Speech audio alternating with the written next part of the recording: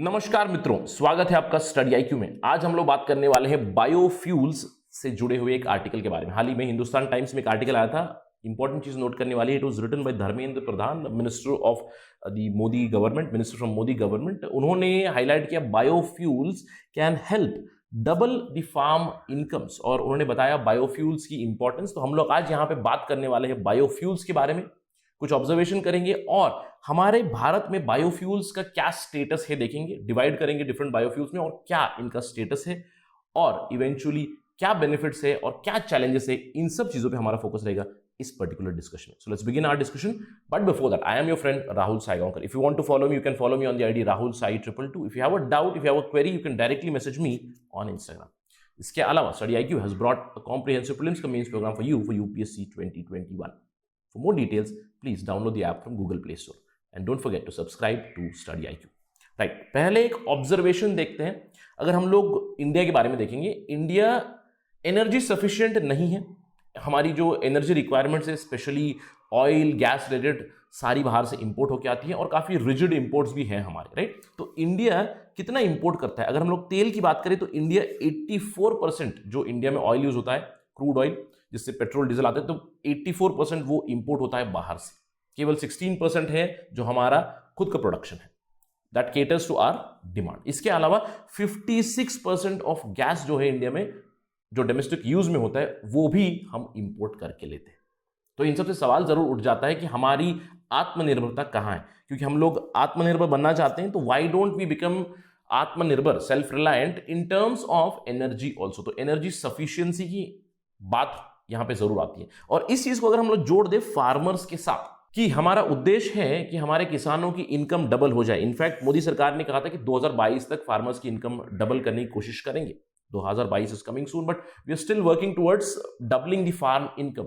अगर हम इन तीनों पैरामीटर्स को जोड़ दें तो बायोफ्यूल्स एक बहुत ही अच्छा सॉल्यूशन प्रोवाइड करते हैं, एक बहुत ही अच्छा सबसेट बन जाएगा इन तीनों को मिलाकर। क्योंकि अगर हम लोग बायोफ्यूल को प्रमोट करें तो हम लोग आत्मनिर्भर बन रहे हैं इन टर्म्स ऑफ ऑयल, हम अपनी इंपोर्ट्स कम करेंगे।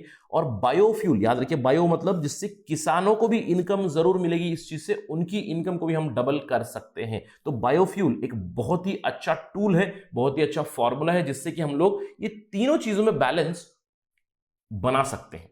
इंपोर्ट रिड्यूस करेंगे, आत्मनिर्भर बनेंगे और किसानों को भी बढ़ावा मिलेगा। तो चलिए बात करते हैं कि हमारा करंट स्टेटस क्या है। अगर हम लोग देखें स्टेटस, हमें पता चलेगा नेशनल पॉलिसी ऑफ बायोफ्यूल 2018 से, जिसकी सेलियंट फीचर्स में आप देख सकते हो कि हम लोग बहुत ज्यादा फोकस कर रहे हैं बायोफ्यूल्स की तरफ।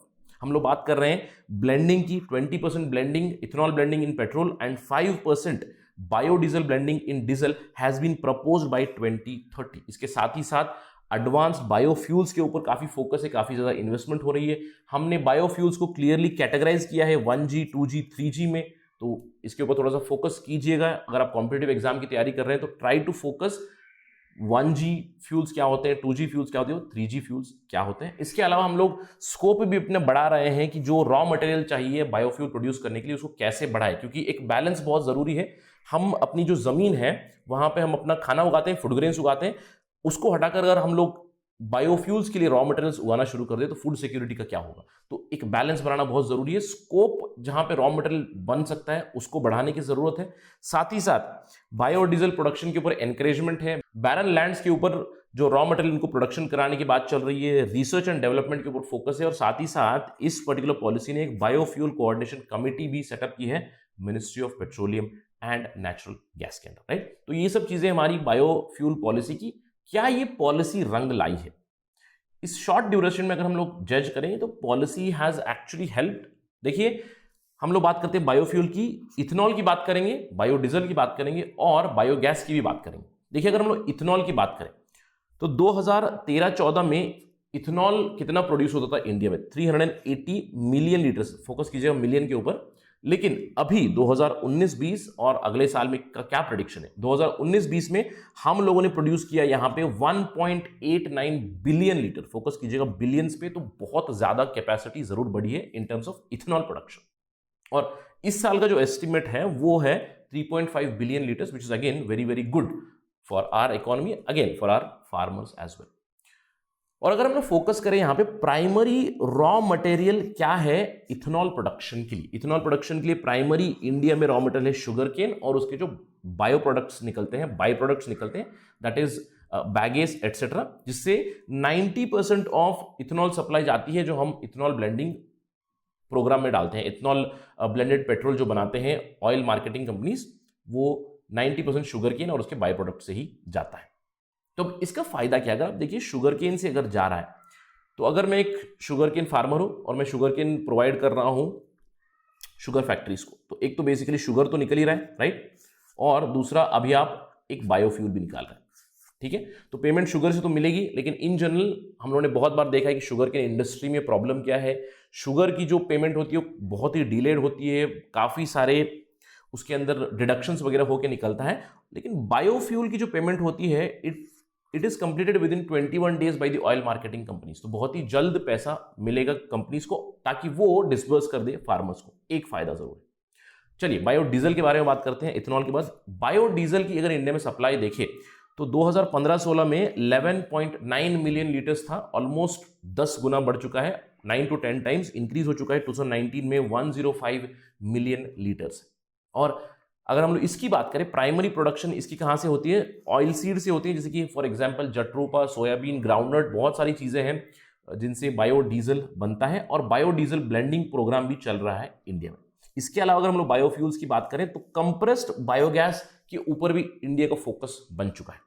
केंद्र सरकार ने एक स्कीम लॉन्च की थी 2018 में, जिसका नाम था सतत, sustainable alternative towards affordable transportation, जहां पे उन्होंने फोकस किया था बायोगैस, कंप्रेस्ड बायोगैस, जिसका प्राइमरी इंग्रेडिएंट क्या है, वेस्ट बायोमास जो होता है पूरे देश में, उससे कंप्रेस्ड बायोगैस बनाने की मुहिम छेड़ दी है, और इससे भी काफी ज्यादा प्रोडक्शन कैपेसिटी बढ़ने की आशा है। सतत प्लान के under 5000 compressed biogas plants setup करने की बात की गई है, जिससे प्रोडक्शन कैपेसिटी बढ़ जाएगी 15 मिलियन मेट्रिक टन हर साल।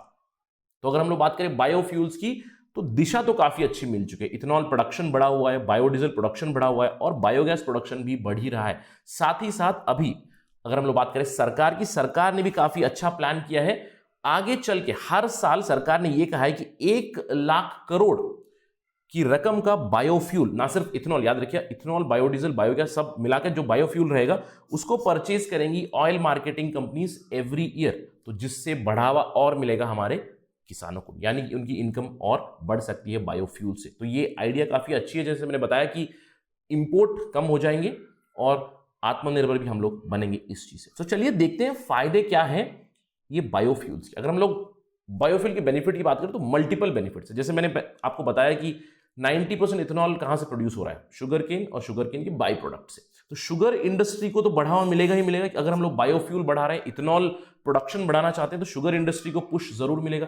शुगर इंडस्ट्री को पुश मिलेगा तो शुगर प्रोडक्शन तो बढ़ेगी, उसके साथ ही साथ फ्यूल प्रोडक्शन बढ़ेगी, तो शुगर से भी इनकम आ रही है, फ्यूल से भी इनकम आ जाएगी फार्मर्स को। It's a very good thing. इसके अलावा इनकम आ सकती है बैरन लैंड से, क्योंकि अगर हम लोग बायोफ्यूल्स की बात करें, बायोफ्यूल प्रोडक्शन का जो रॉ मटेरियल आएगा उसका फोकस कहां पे, बैरन लैंड्स के ऊपर है, जहां से हम लोग चाहते हैं कि रॉ मटेरियल वहां से निकले। तो फार्मर्स की इनकम और बढ़ेगी। जहां पे पहले जिस जमीन पे वो लोग कुछ नहीं उगाते थे, अभी वो रॉ मटेरियल उगाएंगे जो बायोफ्यूल्स के लिए लगेगा, उससे उनकी इनकम और बढ़ सकती है। साथ ही साथ एग्रीकल्चर का डाइवर्सिफिकेशन जरूर होगा, यानी कि और भी विकल्प आ चुके हैं। अभी बायोफ्यूल्स की रॉ मटेरियल वाली जो भी क्रॉप्स रहेंगी उसको अगर प्लांटेशन करेंगे तो we do see diversification of agriculture also.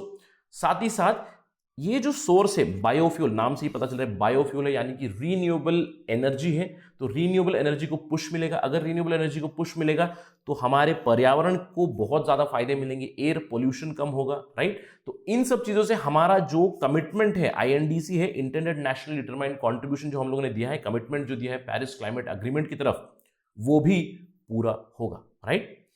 इसके अलावा ऑयल इंपोर्ट तो रिड्यूस होगा, हम लोग और भी ज्यादा आत्मनिर्भर बनेंगे। अगर आप पूछें कि सर क्या मैं कंप्लीटली रिप्लेस कर सकता हूं ऑयल इंपोर्ट्स को, शायद परहैप्स 1, 2, 3, 4 दशकों में, but right now at least dependence तो कम होगी कम से कम ऑयल इंपोर्ट से।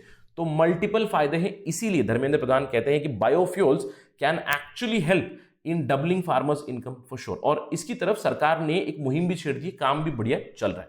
लेकिन हमें सतर्क रहना चाहिए, क्योंकि कुछ चैलेंजेस जरूर है हमारे सामने। हम लोगों ने बायोफ्यूल को प्रमोट जरूर किया है, लेकिन चैलेंजेस को मद्देनजर रखते हुए एक अच्छा प्लान बनाना चाहिए और उसको इंप्लीमेंटेशन करना चाहिए, राइट। सबसे पहली चीज है फूड सिक्योरिटी की। अगर हम लोग बायोफ्यूल के ऊपर बहुत ज्यादा फोकस करेंगे तो फूड सिक्योरिटी का क्या होगा, तो एक बैलेंस बहुत जरूरी है। जैसे मैंने आपको बताया कि इंडिया ऑलरेडी बहुत ही टाइट बजट पे चलता है in terms of food security, right.